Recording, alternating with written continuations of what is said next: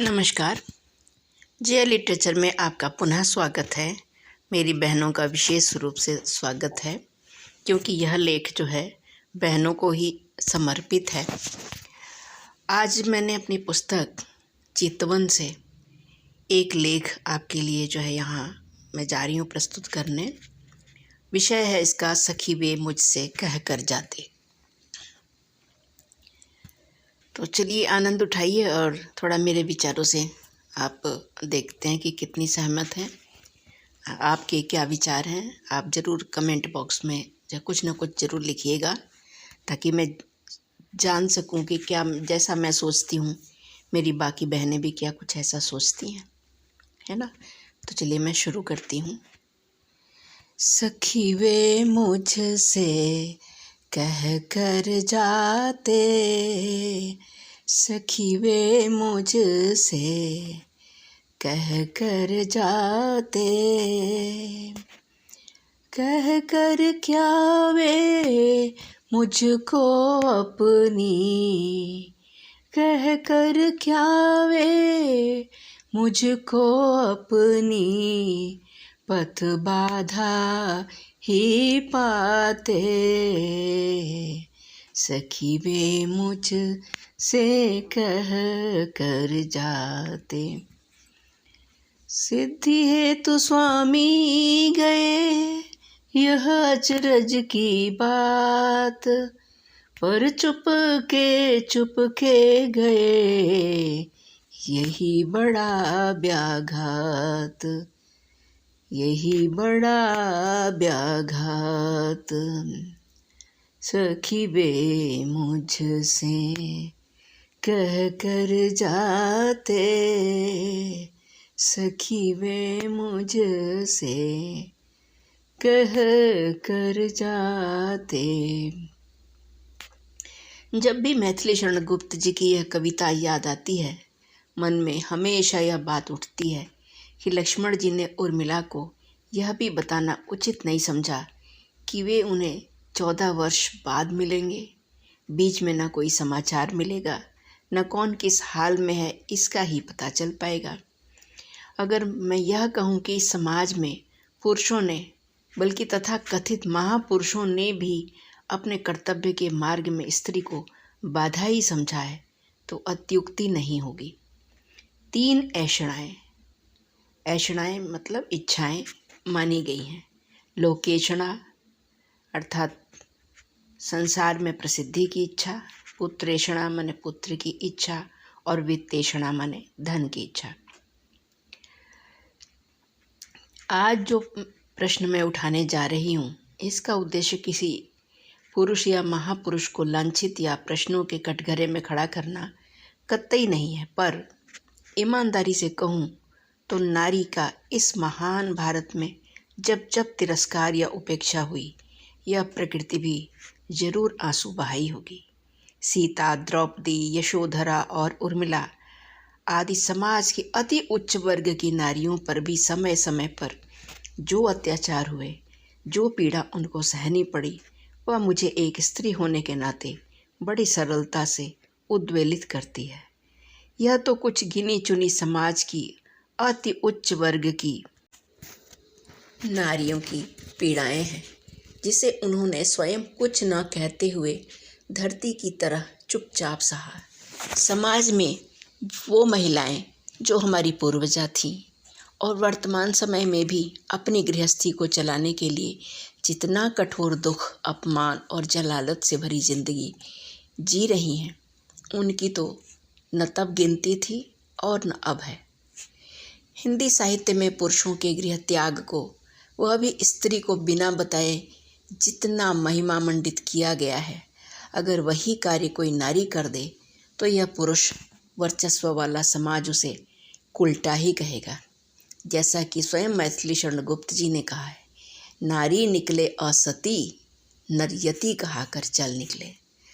अगर नारी निकल जाए तो वो असती या उल्टा, और अगर पुरुष बिना बताए कहीं पे चला जाए तो वो योगी बन जाता है। मैं पूछना चाहती हूँ उन महान विभूतियों से जो कि ज्ञान उन्हें विवाह के बाद मैं उन महान विभूतियों से यह पूछना चाहती हूँ कि जो ज्ञान उन्हें विवाह के बाद, पुत्र प्राप्ति के बाद, साल 2 सालों बाद ही हो गया, वो तब क्यों नहीं हुआ जब वो अविवाहित थे। किसी की बेटी को ब्याह कर 7 फेरे और 7 वचनों को निभाने का वादा जो उन्होंने अग्नि के समक्ष किया था, उसे तोड़ने का अधिकार भी उन 7 वचनों में शामिल था क्या। लोक रंजन के लिए मात्र धोबी के कहने से गर्भिणी सीता को राम ने लक्ष्मण के द्वारा जंगल में छुड़वा दिया, जबकि उस समय उन्हें सबसे अधिक देखरेख की जरूरत थी। राजा जनक जैसे महान राजा की पुत्री समाज को में जो झेलना पड़ता है, इसके लिए रामचरितमानस के रचयिता तुलसीदास जी ने भी अपने आराध्य राम को क्षमा न करते हुए उन्हें पितृत्व से ही वंचित कर दिया है। लिखा, दुई सुत सुंदर सीता जाए, लव कुश वेद पुराणन गाए, लव कुश वेद पुराणन गाए। अर्थात 2 सुंदर पुत्र सीता ने पैदा किए, जिन्हें वेद और पुराणों में लवकुश कहा गया। लोक रंजन के लिए राम अपनी उस अर्धांगिनी का भी, जो कि राजमहल के सुखों को छोड़कर वन के तमाम कष्टों को झेलने के लिए अधीर थीं, एक धोबी के कहने पर वन में छुड़वा देते हैं और भवभूति के शब्दों में प्रेमम दयाम च सौख्यम च यदि वा जानकीमपि आराधनाय लोकस्य मुंचतो नास्ति मे व्यथा।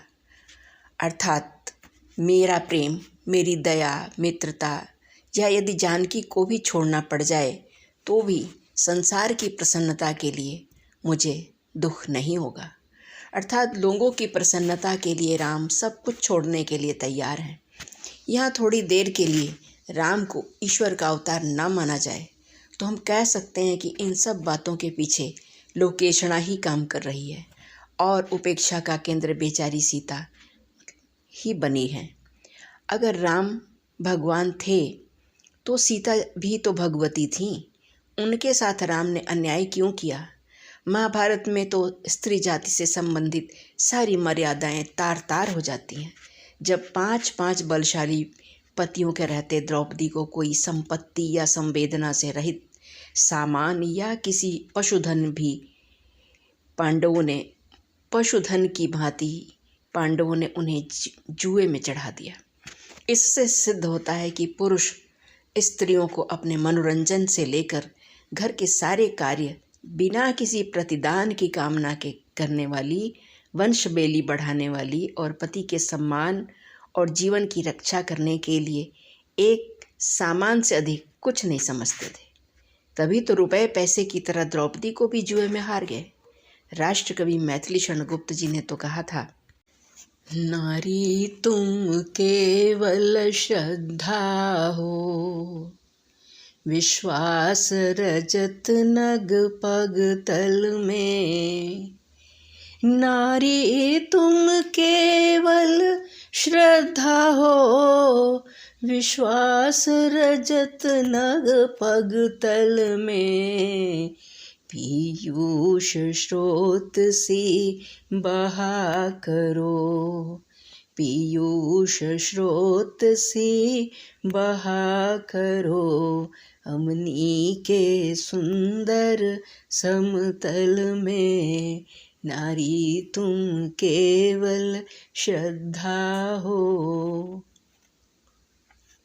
मुझे तो यही समझ में आता है कि स्त्री रूपी नींव पर ही पुरुष रूपी भव्य इमारत खड़ी हुई है। अब राजकुमार सिद्धार्थ को ही ले लीजिए। विवाहोपरांत बल्कि पुत्र प्राप्ति के उपरांत भी अपनी पत्नी और पुत्र को छोड़कर गृह त्याग कर दिया। सत्य की खोज में सारा जीवन खपा दिया। संसार में लाखों उनके अनुयायी बने। बौद्ध धर्म खूब फूला फला, यहाँ तक कि विदेशों तक भी पहुँचा। पर इस लोकेशणा के बीच कभी संसार ने पति वियोग में पल पल तड़पती यशोधरा को, पितृस्नेह की छाया से वंचित पुत्र राहुल को देखा? सोचा कि इनके मन पर क्या बीती होगी। किसी कन्या का हाथ पकड़कर उसे पूरे जीवन के लिए तड़पने को छोड़ देना क्या गैर जिम्मेदारापन नहीं है? अगर संसार से वैराग्य ही था तो विवाह से पूर्व ही घर छोड़कर बुद्ध और महावीर क्यों नहीं भाग गए? कम से कम किसी और का जीवन बर्बाद होने से तो बच जाता। ईश्वर की भक्ति तो ब्रह्मवेत्ता जनक ने भी की थी, पर उन्होंने अपनी जिम्मेदारियों से पलायन नहीं किया। एक तरफ वे राजकार्य, प्रजा पालन जैसे पूर्ण जिम्मेदारी का निर्वहन करते हैं, तो दूसरी ओर अपने राज दरबार में देश के मनीषियों के ब्रह्म विषयक शास्त्रार्थ की अध्यक्षता भी करते हैं। एक तरफ वो पूर्ण ज्ञानी है, पूर्ण ब्रह्म ज्ञानी है, तो दूसरी ओर जानकी की विदाई के अवसर पर एक साधारण गृहस्थ की भांति पितृस्नेह वश विह्वल होते भी दिखाई देते हैं। लिए राय उरलाए जानकी, लिए राय उरलाए जानकी, मिटी महामर्जाद ज्ञान की, मिटी महामर्जाद ज्ञान की। कबीरदास जी ने निर्गुण ब्रह्म की उपासना करते हुए भी अपनी गृहस्थी की जिम्मेदारियों को भली भांति निभाया, जल में कमल की तरह। इसी तरह संत तुकाराम, तिरुवल्लुवर, योगीराज श्री कृष्ण आदि की बहुत लंबी श्रृंखला है, जो अपने गृहस्थ जीवन की जिम्मेदारियों के निर्वहन के साथ अध्यात्म पथ पर अग्रसर होते रहे हैं। इन्होंने नारियों की उपेक्षा नहीं की, अपितु उनके साथ रहते हुए ही अपने जीवन को धन्य माना। मेरा मंतव्य है कि स्त्री और पुरुष दोनों ही समाज रूपी गाड़ी के दो पहिए हैं, दोनों का समान महत्व है। इसलिए स्व से उठकर परस्व की चिंता करना मनुष्य का कर्तव्य होना चाहिए, जिससे फिर किसी सीता को बार बार अग्नि परीक्षा न देनी पड़े, फिर किसी द्रौपदी को जुए की बलि न चढ़नी पड़े और चीरहरण का शिकार न होना पड़े, और फिर किसी उर्मिला और यशोधरा को पति के वियोग में एकाकी जीवन न काटना पड़े, और न शैशवावस्था में किसी बालक बालिका को पितृस्नेह से वंचित होना पड़े। अभी आप सुन रहे थे सखी वे मुझसे कह कर जाते विषय पर मेरे अपने विचार। मैं हूँ डॉक्टर जयंती त्यागी, संस्कृत की प्रवक्ता थी। अब मैं एक सेवानिवृत्त शिक्षिका हूँ और अब मैं अपना समय आप लोगों के साथ बिताना चाहती हूँ।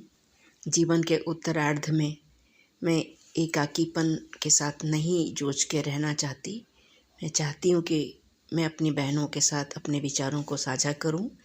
यदि आप लोगों को मेरे विचार ज़रा भी पसंद आए हों तो कृपया थोड़ा सा कष्ट कीजिएगा, कमेंट बॉक्स में जाकर अपने विचार मुझे ज़रूर जो है मुझ तक पहुंचाइएगा। वैसे तो पुरुष वर्ग तो इस लेख को देखकर सुनकर वो यही कहेगा कि मैं तो बस नारी सशक्तिकरण की ही पक्षधर हूँ और बहुत अलग विचार हैं मेरे, पर मैं आप लोगों के विचारों से अवगत ज़रूर होना चाहती हूँ। क्या मैंने इसमें कुछ गलत कहा है तो आप वो भी ज़रूर बताइएगा और मुझे आपके कमेंट्स की बेसब्री से प्रतीक्षा होगी। प्लीज़ ज़रूर अपने विचार एक ही लाइन में भले ही आप लिखिएगा ज़रूर। और अब मैं इस वीडियो को समाप्त करती हूँ।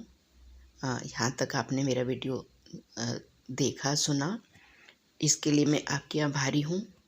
बहुत बहुत धन्यवाद। अपना ख्याल रखें, मिलते हैं अगले वीडियो में।